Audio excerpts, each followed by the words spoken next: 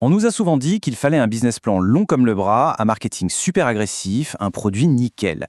Mais et si tout ça c'était un peu à côté de la plaque? S'il existait une autre façon de faire, plus humaine, plus solide? Et si au fond la toute première étape, la plus importante, c'était de se concentrer non pas sur l'entreprise, mais sur la personne qui la porte? Cette citation, elle est vraiment au cœur de tout. Elle nous montre qu'une entreprise qui tient la route, eh bien, ça ne se mesure pas à ce qu'elle vend, à ses branches si on veut. Non, sa vraie force, elle vient de ses racines. Et ces racines, c'est l'entrepreneur ou l'entrepreneuse derrière le projet. C'est la base sur laquelle tout le reste va pouvoir pousser. Ok, alors voilà notre programme. D'abord, on va s'assurer que les fondations sont solides, c'est-à-dire la personne derrière le projet. Ensuite, on va prendre cette idée un peu floue et la transformer en un plan bien concret. Après, et ça c'est super important, on va voir comment l'adapter à la vraie vie. On découvrira l'outil qui rend tout ça possible et on terminera avec un plan d'action qui décoffre. Se lancer en 14 jours, pas un de plus. Allez, on attaque le cœur du sujet.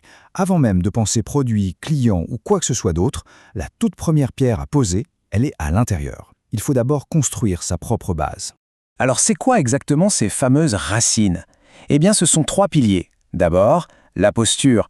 C'est un peu la manière de se tenir, de se présenter au monde. Ensuite, l'éthique, le cadre moral de ses actions. Et enfin, la légitimité, cette confiance dans sa propre valeur. Ce socle, il n'est pas juste là pour se faire plaisir, il crée aussi un espace sûr et rassurant pour ses futurs clients. Et attention à l'idée, ce n'est pas du tout d'écrire une thèse universitaire parfaite ou d'attendre d'avoir 10 diplômes. Pas du tout. Le point essentiel ici, c'est de construire sur ce qui existe déjà. Son expérience, ses connaissances, son intégrité. C'est une approche qui enlève un poids énorme des épaules et qui rend l'entrepreneuriat beaucoup plus accessible. Bon, les racines sont bien plantées, maintenant passons au tronc de l'arbre. C'est le moment de transformer ces idées un peu abstraites en un concept d'entreprise qui soit clair, net et réalisable. Et pour y arriver, le guide propose une méthode super logique. On commence par une sorte de cartographie personnelle pour bien se connaître. Puis on affine l'idée de départ pour qu'elle devienne un thème clair.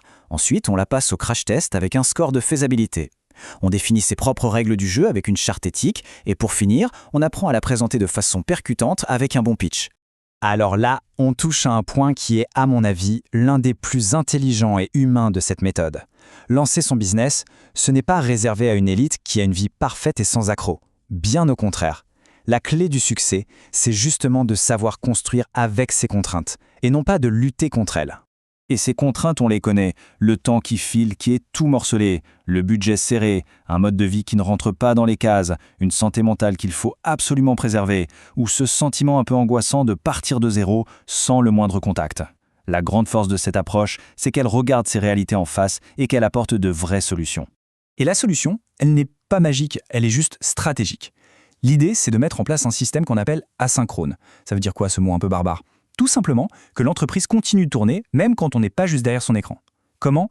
Grâce à une organisation béton et à l'automatisation. Du coup, les contraintes ne sont plus des murs, mais juste des données à prendre en compte dans le plan.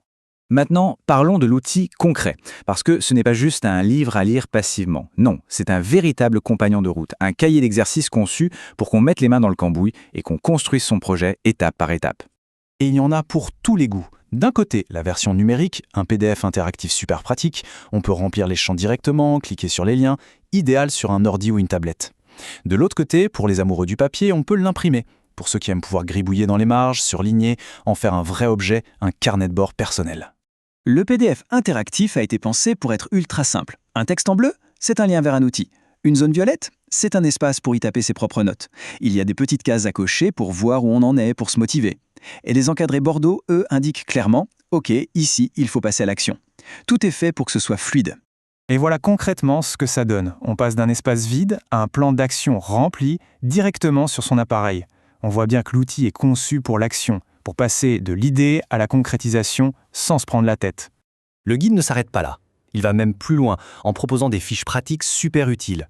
Par exemple, il y a une annexe entière qui analyse pour nous les outils disponibles sur le marché. Pour chaque outil, on a son utilité, ses plus, ses moins et même des alternatives. Franchement, c'est un gain de temps précieux pour faire les bons choix techniques dès le départ. Ok, on a réfléchi, on a posé les fondations, on a structuré le projet.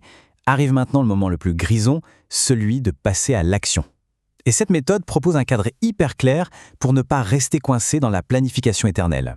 14. Retenez bien ce chiffre. Ce n'est pas juste un nombre au hasard. C'est le défi que ce guide nous lance. Transformer une idée en une première version tangible de son entreprise. Et ce plan, le voici. L'objectif, attention, ce n'est pas de créer l'entreprise parfaite en 2 semaines, c'est impossible. Non, l'idée, c'est de monter ce que le guide appelle un test grandeur nature. Une petite offre, toute simple, bien définie, qu'on lance très vite pour avoir des retours du monde réel. Ce n'est pas un examen final, c'est une expérimentation. Alors pour finir, la question est toute simple. Et si c'était possible? Si l'on pouvait vraiment prendre cette idée qui tourne en boucle dans un coin de la tête et la transformer en une entreprise qui existe, qui fonctionne, qui interagit avec de vraies personnes, et tout ça en seulement 2 semaines? Ce qu'il faut retenir, c'est que cette approche à la fois structurée et bienveillante, elle ne fait pas que donner des outils, en fait elle nous ouvre un tout nouveau champ des possibles.